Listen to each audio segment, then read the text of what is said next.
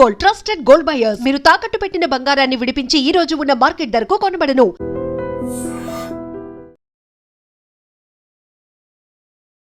నమస్కారం, welcome to I dream. ధర్మ మార్గం విత్ విజిత కార్యక్రమానికి స్వాగతం.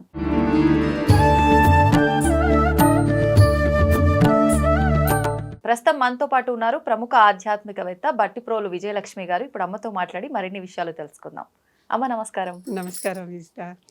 అమ్మ, సుమంగళి స్త్రీలు కాని వారిని, అంటే భర్త లేని స్త్రీలని ఖచ్చితంగా మనం సంబోధించే ఒక పదం ఏదైనా ఉంది అంటే అది వితంతువులు అని. కానీ ఈ పదం సంబోధించడం కూడా తప్పుగా భావిస్తున్నారు ఇప్పటి సమాజం. అంటే ఎవరికి వాళ్ళని ఏదో చిన్న చూపు చూడాలనే భావన ఉండదు ఏ రకంగా కూడా. కానీ అదొక పదం మనం వింటున్నాము అంటే దాన్ని మనం ఆచరిస్తూ ఉంటాం. ఈ రకంగా వితంతువులు అని సంబోధించడం తప్పు అంటారా? దాని గురించి. వితంతువు అనేది ప్రాక్టికల్ గా వచ్చినటువంటి పదం. వివాహంలో భర్త అంటే వరుడు వధువు మెడలో తాళి కట్టేటప్పుడు మాంగళ్యం తంతునానేనా అనే మంత్రం అందరికీ తెలిసి ఉంటుంది కదా. మాంగళ్య తంతువుని నీ మెడలో నేను కడుతున్నాను. ఎందుకోసం? మమ జీవన హేతున, నా ప్రాణం కోసమే, నీకు నా ప్రాణరక్షణ కోసం నీ మెడలో కడుతున్నాను అని చెప్తున్నాడు. భర్త చనిపోతే ఏమవుతుంది? భర్త కట్టిన ఈ తంతువు ఉందే, ఇది లేదు, ఇంకా అది తీసేస్తారు. తంతువు లేదు కనుక వితంతువు. ఆ పదం అలా వచ్చింది, ఆ సంస్కృతం పదం అది. తంతువు లేదు కదా, ఇప్పుడు ఆ తంతు ఏది లేదు కదా, అది లేదు కనుక తంతువు లేనిది ఏంటి? వితంతువు. అంటే ఏది కూడా అనవసరంగా మనం వాడట్లేదు, ప్రతిదానికి అర్థం ఉంది. ఒక వెర్బ్ నుంచి వచ్చినటువంటి ఒక పని, ఒక పదం అంతే. అంతేగాని దానికి దోషాలు లేవు. ఎవరిదైతే ఇలా భర్త తంతువు కట్టి తంతువు నుంచి మళ్ళీ విడిపడిన వాళ్ళని వితంతువులు అంటారు. అసలు తంతువు కట్టనే ముందర అసలు వాళ్ళకి తంతువే లేదు కదా, లేదు కనుక వాళ్ళతో సమస్య లేదు. తంతువు ఉంటే సుమంగళిల్లు వేరు, తంతువు లేకపోతే వితంతువులు అంతే. అయితే అమ్మ, ఈ వితంతువుల విషయానికే వస్తే ఈ మధ్య కాలంలో రకరకాలుగా మాట్లాడుకుంటున్నారు.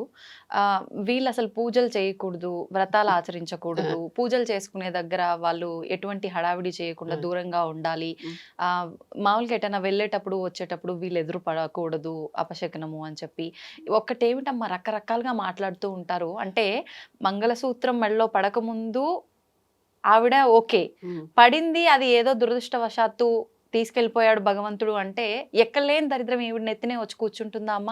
అసలు ఇది కరెక్టే అంటారా? ఈ విధానం అంతా కూడా ఆలోచించి, ఈ విధానం అంతా తప్పు, ఈ భావనలన్నీ తప్పు అని చక్కగా ఆ అమ్మవారే స్వయంగా చెప్పింది. దశమహావిద్యల్లో ఒక రూపం వితంతు రూపం, ధూమావతి ఆవిడ పేరు.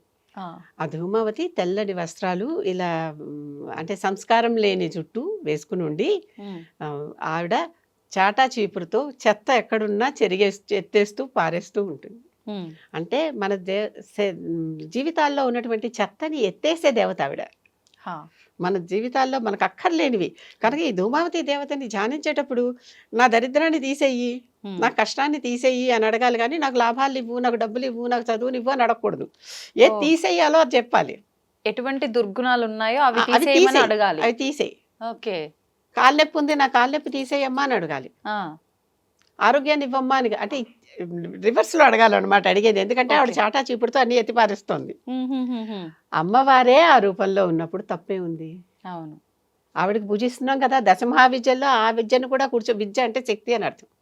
అంటే ఉద్దేశం ఏంటమ్మా? అంటే సమాజానికి ఇలాంటి ఒక మెసేజ్ ఇవ్వడం కోసమైనా అమ్మవారు అన్ని రూపాల్లోనూ అందరిలోనూ నేనున్నాను అని చెప్పింది. అసలు అమ్మవారి లలితా సహస్రనామంలో చెప్తే ప్రతి చోట చాకల దానిలో నేనున్నాను, వేసలో నేనున్నాను, చండాలికలో నేనున్నాను, చెప్పులు కుట్టేదానిలో నేనున్నాను, కుమ్మరి వాళ్ళలో నేనున్నాను, లేనిది ఎక్కడా అన్నిట్లో నేనున్నాను అని చెప్పింది ఆవిడ. అలాంటప్పుడు వితంతు రూపంలో ధూమావతి అనే ఒక విద్య రూపంలో, మహావిద్య, పైగా దశ మహావిద్యలే, 10 మహావిద్యలు, మహాశక్తి రూపంలో ఆవిడ అక్కడ కూర్చొని ఉంది. కనుక వీరిని తక్కువగా చూడటం కానీ అమర్యాదగా చూడటం కానీ చాలా తప్పు. వాళ్ళకు కూడా తాంబూలం ఇవ్వచ్చు, తప్పు లేదు. వాళ్ళు బొట్టు పెట్టుకుంటే పెట్టుకొనివ్వండి, మీరు కూడా పెట్టిన వాళ్ళకి మీకు అభ్యంతరం లేనంత వరకు వాళ్ళకి మీరు బొట్టు పెడితే తప్పులేదు. ఎందుకని? బొట్టు ఎప్పుడు పెట్టుకుంటున్నాం? పురిటిమల అయిపోగానే పెట్టుకుంటున్నాం. అవునా? అప్పటి నుంచి పెట్టుకుంటున్నది. భర్తతో వచ్చినవేంటి? మంగళసూత్రం, నల్లపూసలు, మెట్టెలు, ఈ సీమంతంలో పెట్టుకునేటటువంటి కుంకుమ. అప్పటి నుంచే కదా వీళ్ళు శ్రీ మహాలక్ష్మి స్థానం వచ్చింది. సీమంతంలో పెట్టుకునే కుంకుమ ఇట్లాంటివి తప్పితే మిగిలినవన్నీ చిన్నప్పటి నుంచి ఉన్నాయిగా. అవును. అవి భర్త వచ్చి ఇచ్చినవి కావు ఎవరికీ కూడా. అవును. కనుక వాటిని కంటిన్యూ చేస్తే దోషం లేదు. కానీ వాళ్ళకి లేని ఇబ్బంది చూసే వాళ్ళకే ఉంటుంది. ఎప్పుడైనా మన దాకా వస్తే తెలుస్తుందని అరటిపండు మీద కాలు జారి పడితే అందరు నవ్వుతారట. ఆ కాలు వీడిదైతే అప్పుడు తెలుస్తుంది ఇబ్బంది. అంతే. ఎందుకంటే నేను దీన్ని ఎక్స్టెండ్ చేయను అంతే. కనుక అర్థమవుతోంది కదా. అర్థమైంది. కష్టం వచ్చిన వాళ్ళని చూసి చెయ్యి అందించటం నేర్చుకోవాలి, కానీ కష్టం వచ్చిన చూసి వాడిని చూసి నవ్వకూడదు. ఉమ్. అది నిజంగానే వాళ్ళకు ఒక ఇబ్బంది వచ్చింది. అవును. ఆ ఇబ్బంది వచ్చినా వాళ్ళు వాళ్ళేగా. వాళ్ళలో ఉన్న ఏ శక్తి పోయింది? తంతువు తప్ప. అవును. తంతువు తప్ప వాళ్ళలో ఉన్న అంతకు ముందర వాళ్ళకి ఎన్ని కెపాసిటీస్ క్యాపబిలిటీస్ ఉన్నాయో ఉమ్. అన్నీ ఇప్పుడు ఉన్నాయిగా. అంతే కదా. ఏ ఒకటి పోయింది అవును. అంటే తోడు అనేది వాళ్ళ మనసులో భావన అది పోయింది. ఉమ్. వాళ్ళు మిస్ అవుతారు, ఖచ్చితంగా మిస్ అవుతారు. ఇన్నాళ్ళు నాతో ఉన్నవాళ్ళు లేరే అనేటటువంటి భావన ఉంటుంది. ఉంటుంది. అలాగని వాళ్ళు పూజ చేయకుండా నిరాదరించబడ్డ వాళ్ళు కావద్దు. ఉమ్. దశమహావిద్యని అమ్మవారిని ధూమావతిని కూర్చోబెట్టి పూజ చేస్తున్నాం అంటే అక్కడ వితంతు రూపంలో ఉన్న అమ్మవారిని పూజ చేస్తున్నామా లేదా? చేస్తున్నాం. మరి వాళ్ళు ఇప్పుడు చేసుకోవచ్చు. వితంతు రూపంలో అంటే మామూలుగా మనం ఏ పూజ ఆరాధన చేసినా పసుపు కుంకుమలకు ప్రాధాన్యం ఎక్కువగా ఇస్తాం. ఉమ్. ఇప్పుడు ఈ అమ్మవారిని ఆరాధించేటప్పుడు పసుపు కుంకుమలతో ఆరాధించరా అమ్మ మరి? పసుపు కుంకుమలు కూడా అందరికీ ఇవ్వచ్చు. పసుపు కుంకుమలు పుడుతూనే వచ్చాయి. అవును. అది పుడుతూనే అంటే పుడుతూనే అన్న ఉద్దేశం కాదు, వివాహం కాకముందర కూడా ఉన్నాయి. ఉన్నాయని. అది నేను చెప్పేది. ఓకే. వివాహానంతరం వివాహ సమయంలో వచ్చినవి ఏమన్నా ఉంటే అవి మళ్ళీ ఇవ్వం. అవి భర్త ద్వారా వచ్చేవి మాత్రమే కనుక. ఓకే. కనుక వీళ్ళకి పూజలు చేయొచ్చు, వీళ్ళు పూజలు చేసుకోవచ్చు. ఉమ్. పూజల వరకైనా వ్రతాలు నోములు లాంటివి కూడా ఏవైనా చేసుకోవచ్చు. చేసుకోవచ్చు వీళ్ళు. ఆహా. ఎప్పుడూ కూడా భార్యాభర్త ఇద్దరు కలిసి చేసుకునే వ్రతాలకి వీరికి మినహాయింపు తప్పదు. అవును. అవును. అవునా? అవును. పక్కన లేరు కదా. లేరు కాబట్టి. ఒక్కళ్ళే చేసుకునేటటువంటి పూజని నిరంతరంగా నిరభ్యంతరంగా చేసుకోవచ్చు. ఉమ్. చాలా మంది మనకి ముందర జీవితాల్లో అంటే ముందర జన్మల్లో మంచి జీవితం కోసమనే కదా ఈ పూజలు వ్రతాలు చేస్తున్నారు. అవును. అవును. మరి వీళ్ళకి మాత్రం వద్దా? ఉండాలి కదా. ఈ జన్మలో ఏదో దురదృష్టం ఇలా అయింది, జరిగింది, మరుసటి పై జన్మ అయినా జన్మల్లో నేను బాగుండాలి. హాయిగా సుఖంగా ఉండాలి, నాకు ఆ వరం ఇవ్వమమ్మా అని ఆ దేవతలకి పూజలు చేసుకోవద్దా? అవును. చేసుకోవాలి. తప్పేంటి? అదే కదా. ఎవరికైనా కావాల్సిందే కదా. అవును. ఆ తర్వాత ఎక్కడి నుంచి వచ్చిందో ఈ ఆచారం నాకు కూడా తెలియదు, కానీ ఉమ్. వితంతువులని గంగా భాగీరథి సమానులైన అని సంబోధిస్తారు. ఉహుం. వాళ్ళని గంగా భాగీరథులతో సమానంగా కొలుస్తారు. పవిత్రమైన నదులు. పవిత్రమైన అని. ఉమ్. నా చిన్నప్పుడు ఇలాంటి వితంతువులకు ఉత్తరాలు రాసేటప్పుడు షార్ట్ కట్లో అన్నమాట గంభాస అని రాసేవాళ్ళు. ఈ గంభాస ఏమిటి అని మా అమ్మను నాన్నను బామ్మను అడిగితే గంగా భాగీరథి సమానురాలైన ఆ పేరు పెట్టి వారికి అని. ఓకే. ఓకే. అదే సుమంగళులకైతే మహాలక్ష్మి సమానురాలైన అని రాసేవాళ్ళు. ఉమ్. మలస ఉహుం. మహాలక్ష్మి సమానురాలైన అని. అంటే ఈ తేడాలు ఉన్నాయా? ఉన్నాయి. కనుక వాళ్ళని గంగతో భాగీరథితో పోల్చి చెప్పారమ్మా పాతకాలంలో. ఉమ్. మధ్యలో ఎక్కడి నుంచో పైత్యాలు వస్తాయిగా, వస్తాయి. అవి వచ్చి పెచ్చు మీరిపోతున్నాయి. అవును. పెచ్చు మీరిపోతున్నాయి. ఎక్కడో చోట ఎవరో ఒకళ్ళు, ఇప్పుడు నేను చెప్పిన దాంట్లో ఎవరికైనా ఏమన్నా అభ్యంతరంగా ఉంటే వాళ్ళు అది ఎక్కడ చదివారో వాళ్ళు చెప్పాలి. ఉమ్. వాళ్ళు ఎక్కడ చదివారో, ఎక్కడ చూసారో, ఎక్కడ దీన్ని తెలుసుకున్నారో తెలుసుకున్నారు. ఆ గ్రంథం మనకి ఇస్తే మనం కూడా చదివి దాని గురించి ఫర్దర్గా స్టడీ చేద్దాం. తప్పే ఉంది, నేర్చుకోవటం ఎప్పుడు తప్పు కాదుగా. అంతే.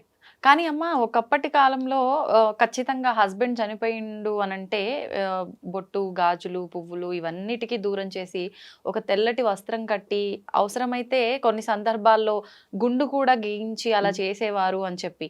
అంటే ఇది ఒకవేళ శాస్త్రంలో మీరన్నట్టు లేకపోయినా ఏదైనా ఆచారాలలో ప్రాంతీయ ఆచారంగా అలా ఆచారంలో ఏమైనా ఏర్పడటానికి వచ్చుండొచ్చా? కారణం వీళ్ళు ఇంకా చక్కని మంచి వయసులో ఉన్నప్పుడు ఉమ్. ఈ వయసులో ఉన్నటువంటి వారిని చూసి ఇతరులు ఏమి వీళ్ళతో దుష్ప్రవర్తన చేయకుండా ఉమ్. వాళ్ళని ఆకర్షణ లేకుండా చేయటం.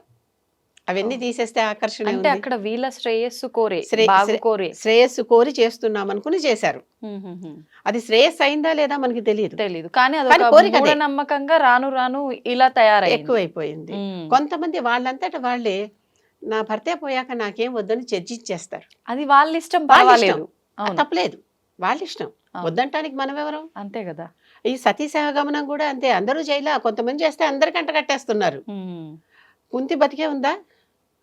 కౌసల్య, సుమిత్ర, కైకేయి బతికే ఉన్నారా? అంటే ఆ యుగాల్లో లేవు, అప్పట్లోనే. ఆ, త్రేతా ద్వాపర యుగాల్లో లేవు. లేవు. మరి ఎక్కడి నుంచి వచ్చినాయి? కలియుగంలో. మధ్యలో ఎక్కడో వచ్చింది. ఎలా వచ్చిందో, ఎందుకు వచ్చిందో అనే రీసెర్చ్ తెలియాలి. తెలియటం అంటే ఏమైంది? మధ్యలో వేరే ఇతర ధర్మాల వాళ్ళు వచ్చి మనల్ని పాలించటం వల్ల మన చదువు వాళ్ళకి ఒక రకమైన ఈర్ష్య కలిగి ఈ గ్రంథాలన్నిటిని తీసేయటం వల్ల మనకు ఆ సమాచారం మధ్యలో మిస్ అయింది. మిస్ అయింది. కానీ ఎక్కడో చోట అనేది ఉంటుంది. ఒక క్వశ్చన్ మార్క్. అక్షరం కదమ్మా అది, అవును. విద్య అంటే అక్షరం కదా. అవును. నాశనము కానిది ఆ అక్షరము, క్షరము కానిది అక్షరం.